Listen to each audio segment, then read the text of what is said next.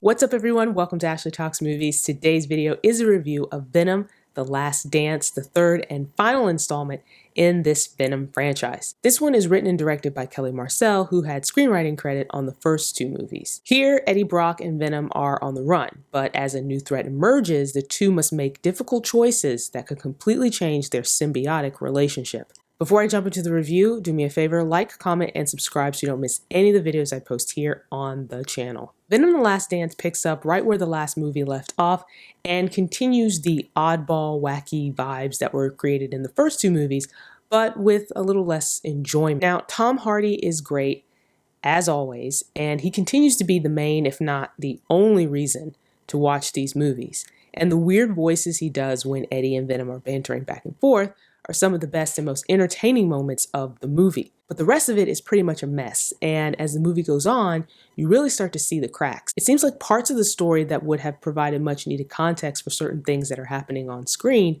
ended up on the cutting room floor. This is especially noticeable with Juno Temple's character. She plays a scientist who has been studying the symbiotes, and as you watch the movie, you get the impression that there was supposed to be more to her character. They seem to be setting up certain things only to not fully commit to the plan, which is a shame because Juno Temple is a very talented actor and could have done more if she had been given more. The same is true with Chiwetel Ejiofor, who is completely wasted in this role as a general who's trying to find Eddie and Venom. He's not given much to work with at all, and his character is so one-dimensional. And it's not really his fault, because again, he's not given much to work with. The pacing is also off in this movie, and there are scenes that feel like they last way too long, and then there are others that feel like they are very rushed, and I think this has something to do with the editing.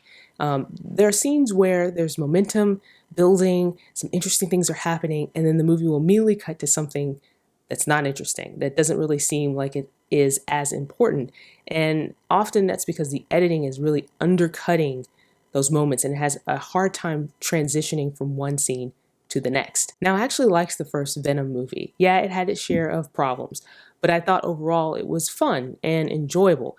The second movie, Let There Be Carnage, was not my favorite. I wasn't a huge fan of that one.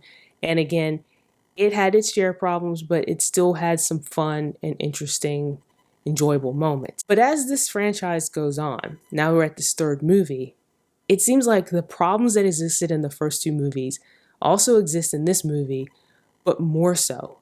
And then it's just less enjoyable. It's a little bit bland. It's a little bit boring at times. Honestly, I think this movie would have been better if it had just focused on Eddie and Venom. I mean, that's the main storyline, but this movie is also juggling all these other uninteresting storylines that involve all these other characters. And the things that are happening in those storylines with those characters don't really seem to affect the overall outcome. You could have easily removed those things from the movie and gotten to the same conclusion, and then ultimately had a story that felt more cohesive. So those are my thoughts on Venom: The Last Dance.